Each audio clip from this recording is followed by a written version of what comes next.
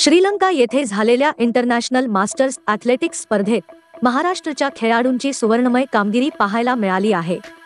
हे स्पर्धा दिनांक 24 व 25 मे रोजी कोलंबो शहरात पार पडल्या। या खेळाडूंनी स्पर्धेमध्ये भाग घेऊन भारताचे नाव उंचावले आहे। सदरचे सर्व खेळाडूंचे वयाचे 60 वर्ष पूर्ण झालेले असून देखील खेळाची जिद्द व यश या वयात देखील पदके प्राप्त केले आहे। यामध्ये महाराष्ट्र पोलीस दलातील माजी पोलीस महिला अंमलदार क्षमा रेडकर 3000 मीटर रौप्य पदक, 1500 मीटर कांस्य पदक, 60+ महिला गट यांनी स्पर्धेत भाग घेऊन क्रीडा प्रकारामध्ये पदके मिळवून महाराष्ट्र व मुंबईचे तसेच मरोळ विभागाचे नाव श्रीलंके येथे झालेल्या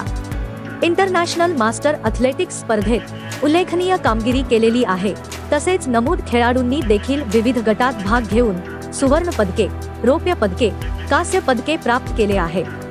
पदक विजेते खेळाडू शशिकांत जितेकर भालाफेक सुवर्ण पदक 50+ पुरुष गट,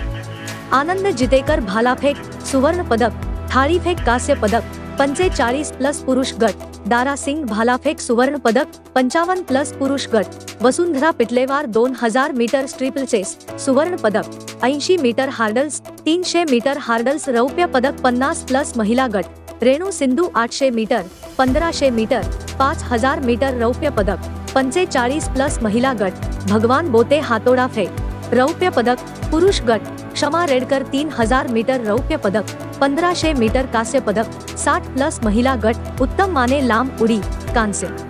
पदक, 65 पुरुष गट, अरविंद सदगर हातोडा फेक कांस्य पदक, 65 पुरुष गट, संतोष पवार 400 मीटर हार्डल्स कांस्य पदक 55+, तसेच अमित विचारे, रोबिन, सचिन जगताप, डॉक्टर पौर्णिमा कापटा, मयेकर, शिवानंद शेट्टी यांनाही कांस्य पदके मिळाली आहेत।